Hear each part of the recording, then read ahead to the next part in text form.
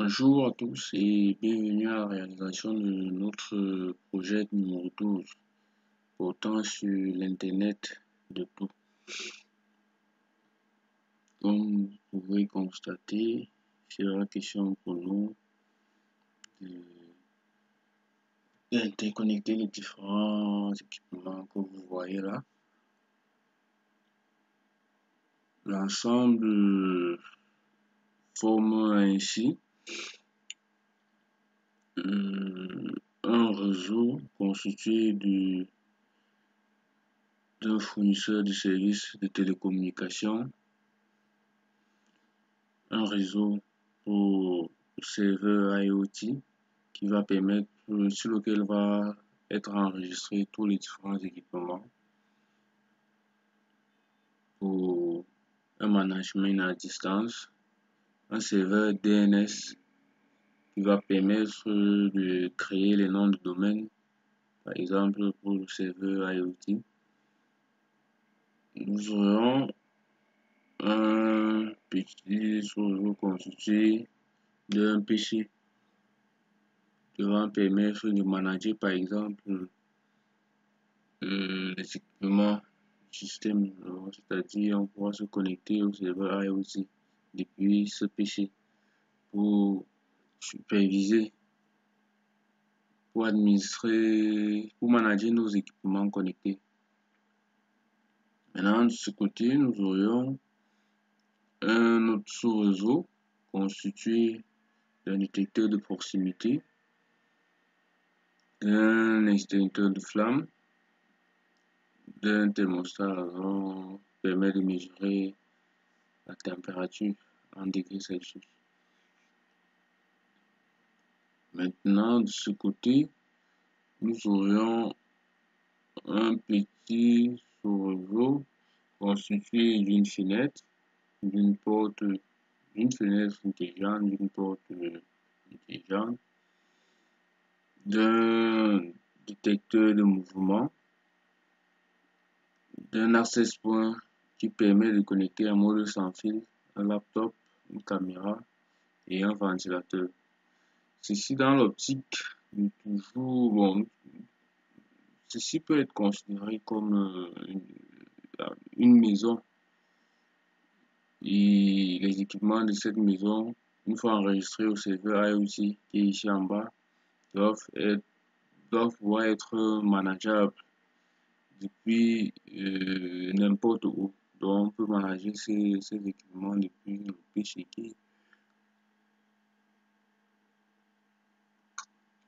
Comme je disais tantôt, on doit pouvoir manager les équipements de cette maison depuis le PC qui est ici en bas ou se connecter sur un smartphone depuis le réseau cellulaire et manager les équipements de la maison et ou encore les équipements qui sont par exemple, si on peut dire que ceci c'est le bureau, un bureau connecté. Donc on doit pouvoir manager à la fois le bureau connecté et les équipements du bureau connecté et les équipements de la maison. Donc maintenant, au niveau du fournisseur de services de télécommunication, nous avons d'autres équipements. Nous avons par exemple le détecteur de monoxyde de carbone, nous avons une smart LED, nous avons un lampadaire à côté duquel est garée une voiture. Donc ce lampadaire peut être considéré comme un parking. Ça veut dire quoi? Ça veut dire que lorsqu'une voiture est garée au niveau du lampadaire, le lampadaire doit pouvoir signaler qu'il est occupé. Le parking qui est éclairé par ce lampadaire. Le lampadaire doit donc pouvoir renseigner sur l'occupation ou pas de ce parking. Si nous déplaçons par exemple le véhicule, nous devons, le lampadaire doit normalement pouvoir signaler qu'il n'est plus occupé. Donc, voyons un peu ces équipements. Ok. Vous voyez maintenant que le parking est libéré avec le M qui est en rouge. Si nous garons maintenant la voiture, vous voyez que le parking passe, le M passe au vert, signalant ainsi que le parking est occupé. Maintenant, nous allons passer à l'interconnexion et la configuration des différents équipements du système.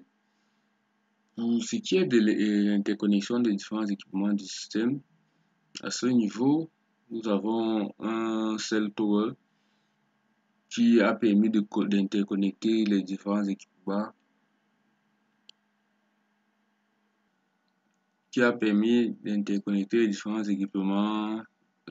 sans fil en utilisant le réseau cellulaire 3G 4G. Nous avons le Central Office Server qui est relié au cell tower par un câble coaxial. Nous tenons à rappeler que le sous-réseau formé par le cell tower dans le réseau cellulaire a pour adresse le sous-réseau 172.16.1.0. Et maintenant, l'interconnexion du Central Office Server avec le routeur 0 est le sous-réseau ayant pour adresse IP 192.168.1.0 et le réseau de notre maison a pour adresse IP 192.168.2.0. Le sous-réseau créé par l'interconnexion du routeur 0 et du routeur 1 a pour adresse de sous-réseau 192.168.9.0. L'interconnexion du routeur 1 et du routeur 2 a pour adresse de sous-réseau 192.168.7.0. L'interconnexion du routeur 1 et du routeur 3 pour adresse 192.168.8.0. Maintenant, le sous-réseau dans lequel se trouve notre serveur IoT a pour adresse IP 192.168.6.0. Celui dans lequel se trouve notre serveur DNS 192.168.5.0. Notre PC devant permettre de manager le système 192.168.4.0. Et notre sous-réseau conçu notre bureau connecté 192.168.3.0.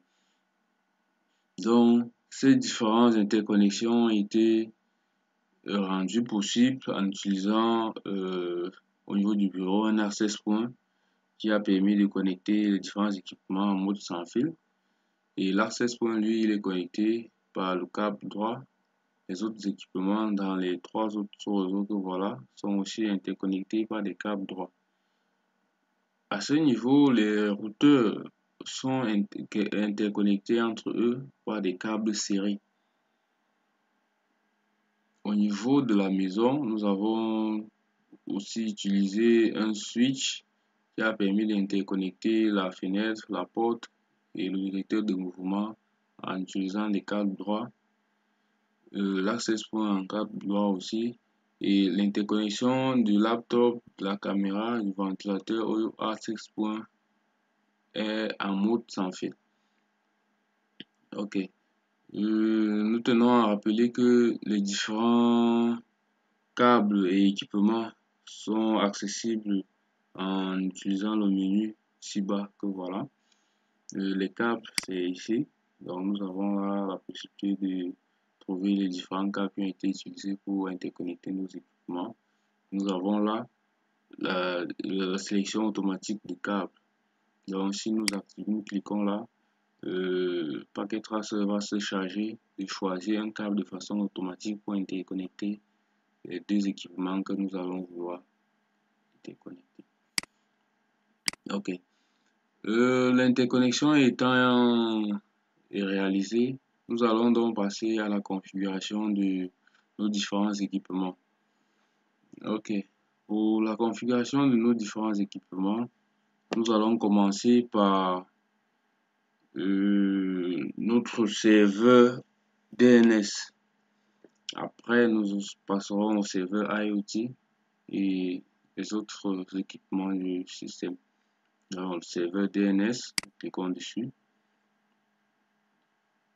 Nous venons sur Desktop et puis Configuration. Vous voyez que nous l'avons configuré en mode statique. Nous l'avons attribué à 292.168.5.2 au masque de sous-réseau correspondant. Le default gateway qui est 192.168.5.1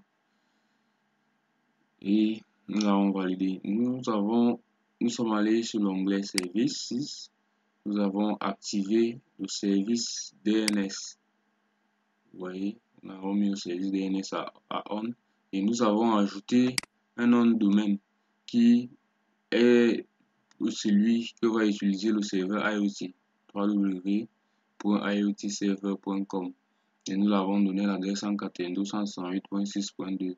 Cette adresse va être attribuée au serveur IoT pour permettre l'utilisation de ce nom de domaine. Ok. La configuration du domaine name server étant terminée, nous passons à la configuration du serveur IoT.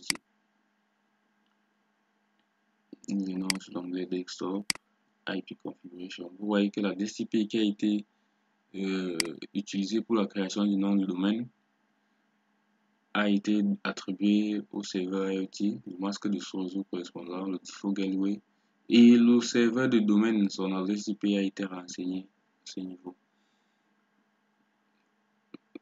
Nous sommes donc allés à l'onglet Services et nous avons activé les services IoT. Nous avons activé les services IoT et nous avons ajouté un utilisateur. L'ajout de l'utilisateur, pour rendre cela possible, nous sommes allés sur l'onglet Desktop. L'onglet Desktop, nous avons pris Browser, Web Browser. Nous avons renseigné. Ici, nous avons le choix, nous pouvons renseigner le nom du serveur, le nom du domaine qui a été créé ou renseigner l'adresse IP 192.168.6.2 qui est celle du serveur IoT. On va aller. Et ici, n'ayant pas encore un compte utilisateur, nous sommes venus sur Sign Up Now.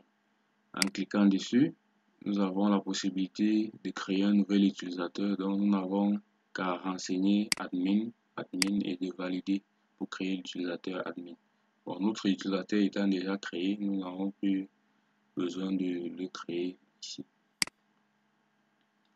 Nous avons ici terminé avec la configuration du serveur IoT.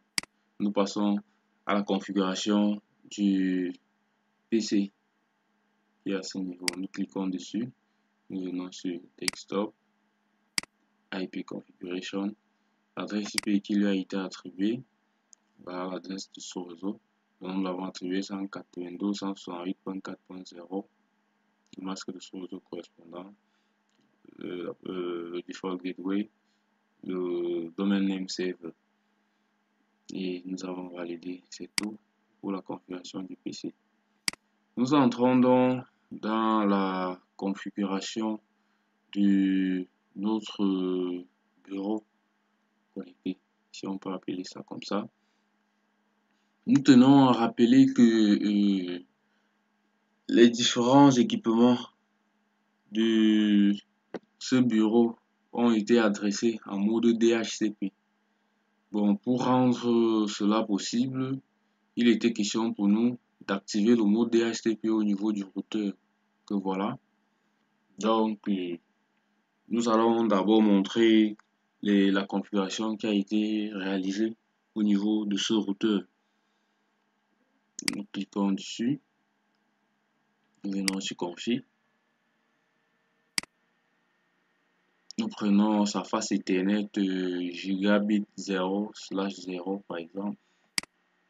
Nous voyons que l'adresse IP qui lui a été attribuée, c'est la passerelle par défaut du sous-réseau 192.168.4.0. Dans 192.168.4.1, le masque de sous-réseau correspondant, et nous avons activé la face Ethernet, la face gigabit Ethernet. Nous prenons maintenant l'interface gigabit 0/1. que voilà. C'est cette interface qui nous a permis de configurer euh, la passerelle par défaut de notre sous-réseau bureau connecté. Donc nous avons attribué l'adresse IP 192.168.3.1 qui est le default gateway du sous-réseau bureau. Nous avons attribué le masque de sous-réseau correspondant et nous avons activé le port. Nous sommes donc passés à l'interface série 0/0/0. Nous avons attribué l'adresse IP que voilà, au masque de sous-réseau correspondant. Il s'agit de l'activation de l'interface série que voilà pour permettre la communication entre ces deux routeurs. Maintenant, pour ce qui est de l'activation du mode DHCP au niveau de ce routeur, les configurations qui ont été réalisées à ce niveau, nous allons. Ok, pour la configuration du DHCP au niveau de ce routeur, donc pour ainsi permettre la configuration de ces différents équipements dans leur adressage en mode DHCP, nous avons utilisé euh, le, le script que voilà. Donc, nous avons écrit cela. Nous avons sélectionné la face Ethernet correspondante qui est gigabit 0/1, donc celle-ci. Et nous avons, une fois la face Ethernet sélectionnée, nous avons ajouté l'adresse IP à configuration par défaut et nous avons fait notre shutdown. Bon, ça c'est ce qui permet de configurer la face Ethernet ici. Donc, en venant en mode graphique et en entrant l'adresse ici, c'est la même opération. Maintenant, pour activer le mode DHCP, nous avons utilisé cette autre commande IP DHCP pour MyLAN 2, le nom du LAN.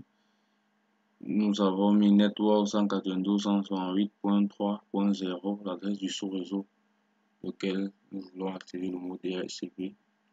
Vous voyez bien que c'est l'adresse de ce sous-réseau. Le masque de sous-réseau correspondant et le default routeur est égal à 192.168.3.1.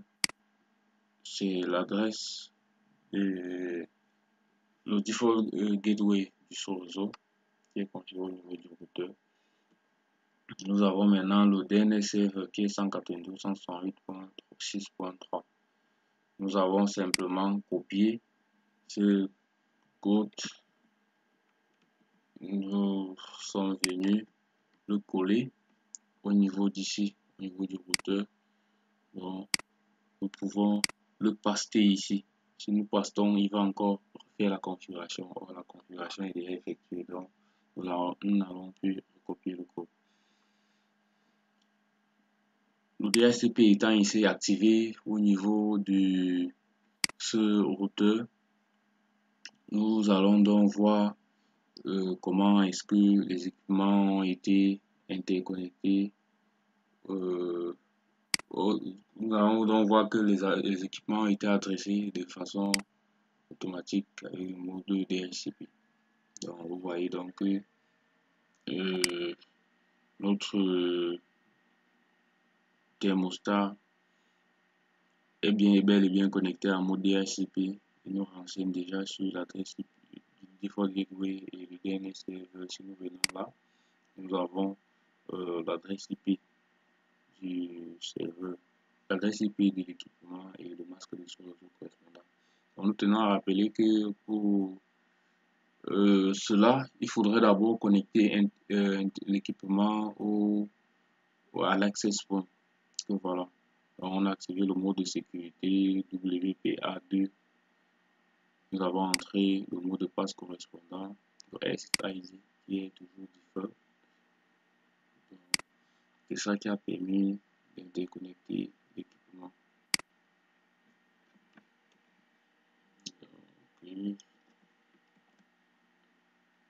qui a permis d'interconnecter l'équipement. Donc revenons à cet autre équipement. Niveau de config, nous avons configuré de la même manière l'interconnexion ou access point SID. Donc le mot de passe est le SID et nous avons activé le mode DHCP. Vous pouvez le constater. Nous avons fait de même avec le détecteur de proximité. Nous avons activé le mode DHCP. Nous avons renseigné nous avons configuré la connexion au access point. En activant la sécurité, en ajoutant le mot de passe, le default, le SSID, et nous avons activé le DHCP. Ok, nous avons fait la même chose avec le détecteur de proximité. Voilà. Donc, nous avons connecté au access point. Nous avons activé le DHCP. Maintenant, ayant fini avec le sous-réseau du bureau, nous avons aussi configuré, tout à l'heure nous avons oublié de montrer comment nous avons configuré l'interface du sous-routeur du voilà, comment l'interface du sous-routeur a été configurée 192.168.6.1. Le masque de sous-réseau correspondant et nous avons activé l'interface.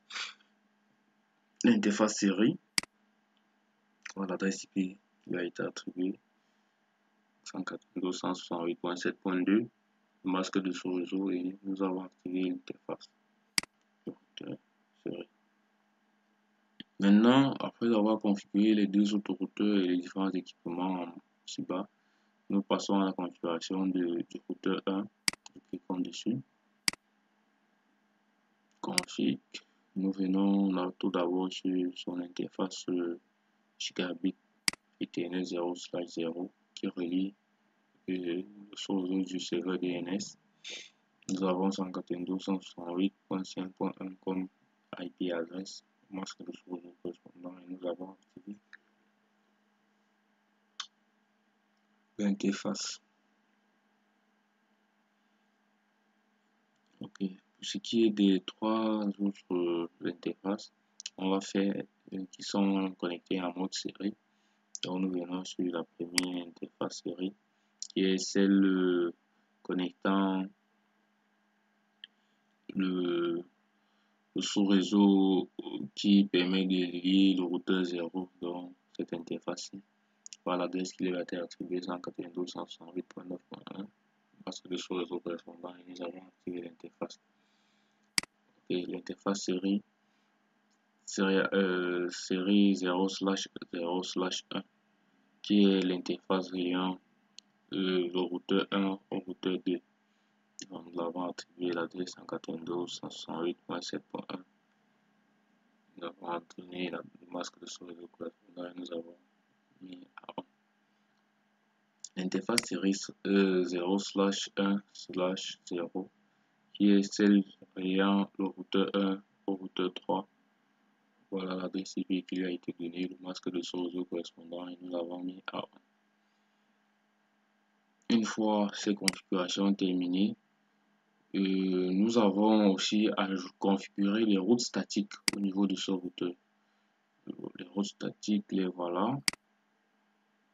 Nous allons agrandir pour que nous puissions bien voir les différentes routes qui ont été connectées au niveau de notre serveur. Ok, nous avons la première route que voilà. Première route statique dont nous disons au routeur que pour envoyer un paquet au sous-réseau 192.168.4.0 que voilà, il faut l'envoyer à l'interface 192.168.8.2 qui est l'interface du routeur-ci. Donc pour envoyer un paquet ici, on l'envoie à ce routeur et ce routeur se chargera d'envoyer à ce réseau. Maintenant, deuxième route statique. Pour envoyer un paquet au sous-réseau 192.168.6.0, qui est le sous-réseau de notre serveur IoT, il faudra l'envoyer à l'interface 192.168.7.2, qui est l'interface de ce routeur-ci là. Maintenant, la troisième route statique, on dit pour envoyer un paquet au sous-réseau 192.168.1.8, il faudra l'envoyer à l'interface 192.168.9.2. Donc, il s'agit de cette interface. Et là, nous voulons envoyer un paquet au sous-réseau 192.168.1.0 que voilà. La route statique suivante, pour envoyer un paquet au sous-réseau 192.168.2.0, il faudra acheminer vers l'interface 192.168.9.2. Donc, voici le sous-réseau 192.168.2.0. Donc, pour atteindre ce sous-réseau, nous devons envoyer le paquet à la face Ethernet 192.168.9.2 de ce routeur. La route Ethernet suivante, c'est celle qui permet d'atteindre les équipements connectés au sous-réseau cellulaire. Que voilà. Des équipements connectés au cell tower. Donc, voilà. Donc, pour atteindre ce sous-réseau 172.16.1.0, nous envoyons toujours le paquet par l'interface 192.168.9.2. Que voilà. La dernière route statique, elle, c'est celle qui permet d'atteindre le réseau du bureau. Donc, disons que pour atteindre pour des besoins de visibilité, pour atteindre le sous-réseau 192.168.3.0 qui est le sous-réseau du bureau, nous envoyons le paquet à l'interface 192.168.8.2 qui est l'interface de ce routeur. Ok, nous avons ainsi terminé avec la configuration du routeur 1. Nous passons à la configuration du routeur 0. Bon, il est à noter que au niveau des deux autres routeurs du bas chez nous avons aussi configuré des routes statiques. Nous avons montré en commençant par la route statique du routeur 2. Nous venons statique et vous avez là les différentes routes statiques qui ont été configurées à ce niveau. Nous avons là la première route, la deuxième route, la troisième route, la quatrième route, la cinquième et la sixième. Ces différentes routes nous permettent ainsi d'atteindre les différents réseaux du système, les différents sous-réseaux du système. Parce que ce sous-réseau doit pouvoir envoyer des paquets à ce sous-réseau et n'étant directement pas relié à ce sous-réseau, il faut configurer une route statique. Donc nous avons là la première, une route statique, deux routes statiques, trois routes statiques, quatre routes statiques, cinq routes statiques et la sixième route statique était ce sous-réseau. Nous avons fait la même chose au niveau de ce routeur. Au niveau de ce routeur, le routeur 3, nous avons aussi configuré cette route statique, cette autre route statique, ce qui fait 2. Nous avons configuré la route statique pour atteindre le réseau de la maison, ça fait 3. Nous avons configuré la route statique pour atteindre le réseau du Central Office Server, ça fait 4. Nous avons configuré la route statique pour atteindre le sous-réseau cellulaire, ça fait 5. C'est pour cela que comme vous pouvez le constater, si nous venons en mode config statique, nous aurons une route 2, 3, 4 et 5.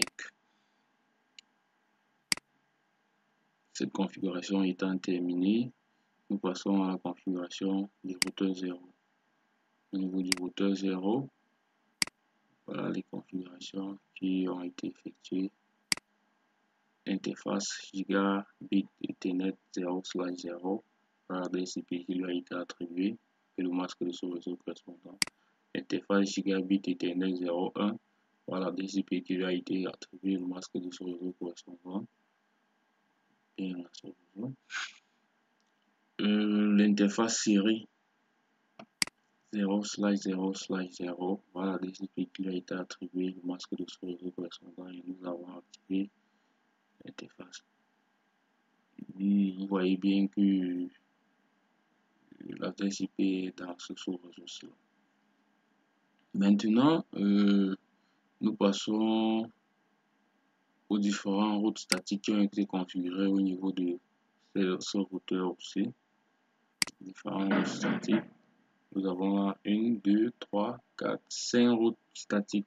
Les 5 routes statiques permettent d'atteindre respectivement les sous-réseaux 192.168.4.0.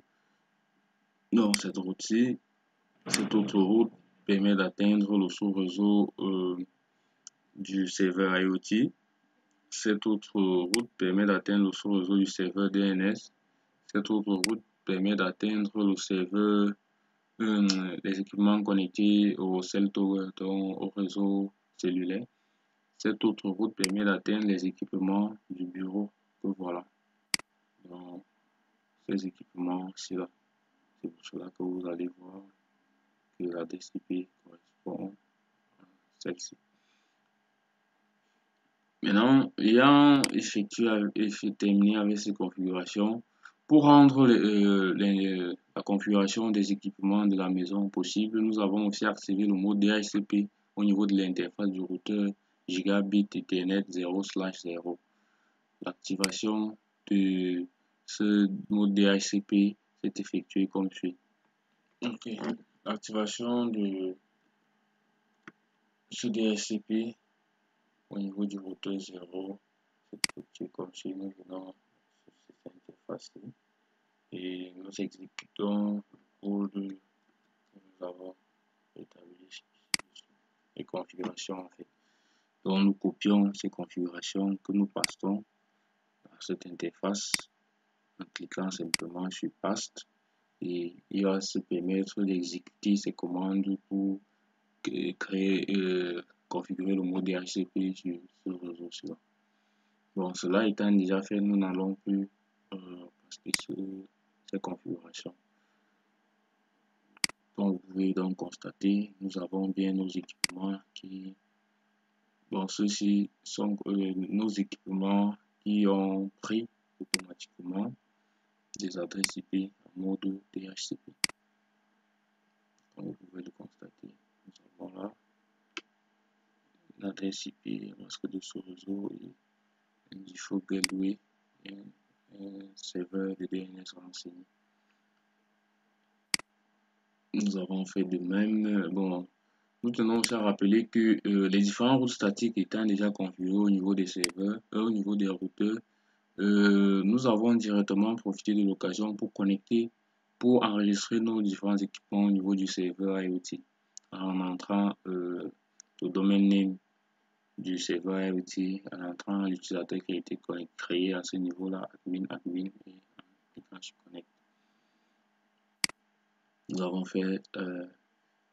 connecté le laptop en mode DHCP en activant simplement le DHCP et il a récupéré les informations. Le routeur a permis sa configuration. Nous sommes venus au niveau de la caméra. Une fois au niveau de la caméra, nous avons activé le mode DHCP et nous avons connecté l'équipement, enregistré l'équipement au serveur IoT. Au niveau du ventilateur, même chose, config, mode DHCP activé et enregistrement de l'équipement serveur IoT. Porte connecté, même chose, activation du DHCP, enregistrement de l'équipement au serveur IoT. Fenêtre connectée, activation du mode DHCP, enregistrement de l'équipement au serveur IoT. Après avoir donc terminé la configuration des équipements de ce autre réseau, disons, nous passons à la configuration de notre Central Office Server.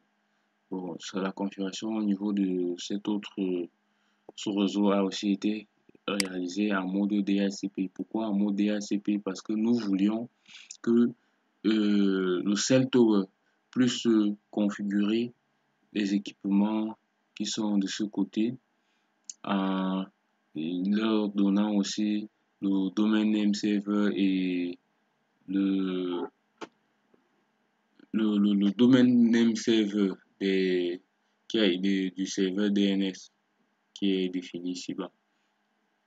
Donc, nous montrons comment nous avons configuré le DHCP au niveau de ce routeur. Ok, nous cliquons sur le routeur, nous venons sur son onglet CLE et nous passons le code que voilà, les configurations que voilà. Et nous validons. Après avoir validé, cela configure automatiquement le mode DHCP sur cet autre réseau et comme vous pouvez le constater, notre Central Office Server est connecté en mode DHCP. Nous avons activé le mode DHCP et les informations ont été récupérées automatiquement. Maintenant, son interface CellTower, puis nous avons laissé l'adresse par défaut qui lui a été attribuée. Donc nous n'avons pas modifié cela. Mais si chez vous ce n'est pas ça, vous pouvez être la même que nous pour avoir les mêmes configurations. Et à ce niveau, nous sommes venus à l'onglet Services. Nous avons renseigné notre serveur de domaine, un serveur de nom de domaine. Cela, pourquoi? Pour permettre au CellTower d'ajouter le serveur de domaine aux différents équipements qui se connectent de façon qui se connectent au sous-réseau cellulaire. Vous voyez là que par défaut, on a une plage d'adresse qui est définie pour pouvoir attribuer des adresses IP de façon à mode DHCP aux différents équipements qui vont se connecter. Donc, nous avons laissé cela par défaut. Ce n'est que le domaine name server qui a été ajouté à ce niveau. Les autres configurations, nous avons laissé par défaut. Ok, nous avons fini avec le Central Office Server. Au niveau du CellTower, il n'y a pas eu de configuration particulière parce que nous avons, en utilisant le mode DHCP, les équipements vont se charger de configurer les équipements qui vont vouloir se connecter en mode cellulaire pour nous. Le mode DHCP étant activé, le détecteur de monoxyde de carbone, lui, il est connecté en mode DHCP. Nous venons sur CellTower.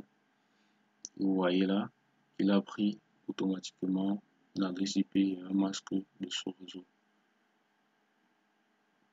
Okay. Les autres onglets, nous ne l'avons pas configuré. Vous voyez les différents équipements et nous l'avons enregistré au niveau du serveur IoT. Nous prenons la SmartLED, onglet config, nous avons activé le mode DHCP, les informations ont été récupérées et nous l'avons aussi enregistré au niveau du serveur IoT.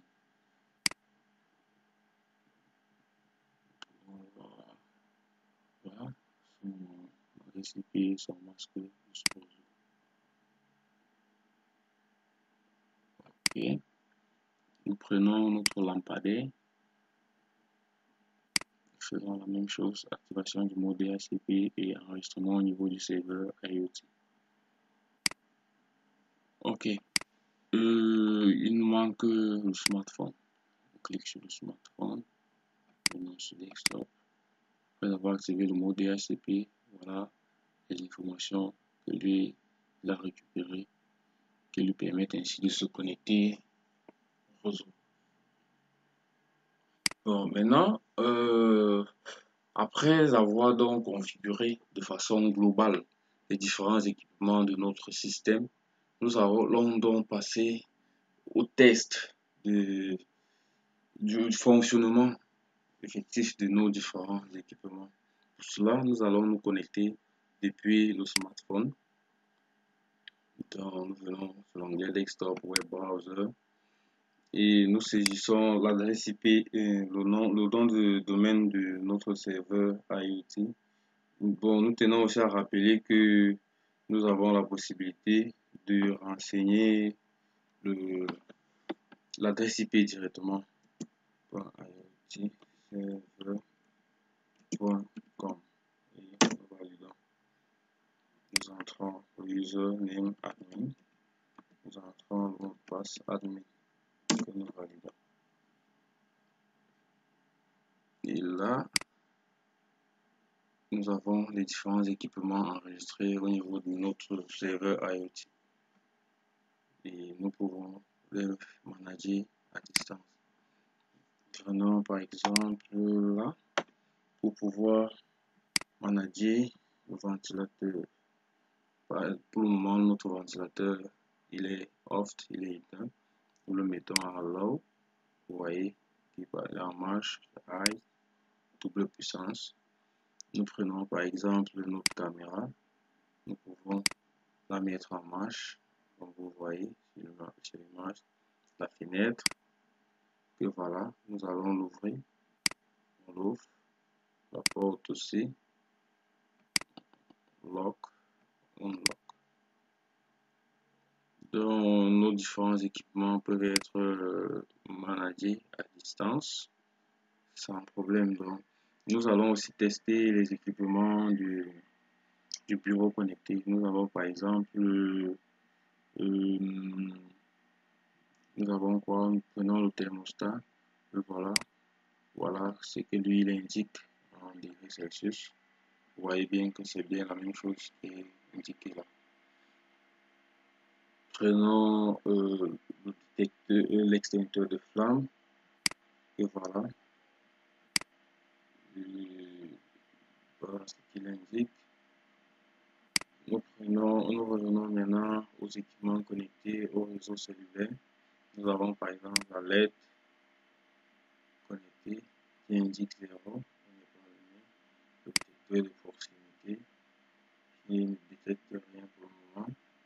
Donc notre système est bel et bien fonctionnel et nous permet de manager tous les différents équipements de notre système. Nous allons donc nous connecter aussi depuis le PC pour voir si tout marche aussi lorsque nous nous connectons au niveau du PC. www.iotserver.com.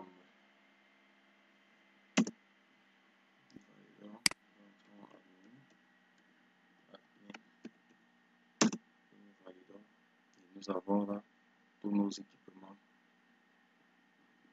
Nous pouvons arrêter le ventilateur depuis ici. Vous voyez bien que le ventilateur s'est arrêté, la caméra, nous l'arrêtons aussi. Ce qui est fait.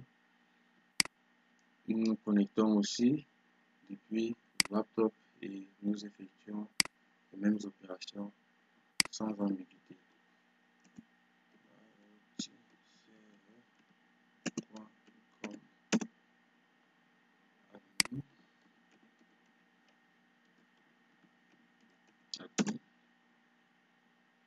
Nous avons là nos différents équipements et nous pouvons aussi arrêter remettre la caméra en marche. Par exemple, la fenêtre, nous pouvons fermer notre fenêtre. Okay. Vous voyez bien que notre système est bel et bien fonctionnel à tous les niveaux. Donc, nous avons réussi avec succès la réalisation. Nous avons réussi la réalisation de ce projet numéro 12. Nous vous remercions pour votre aimable attention et vous donnons rendez-vous à très bientôt pour de nouvelles aventures sur les objets connectés. Merci.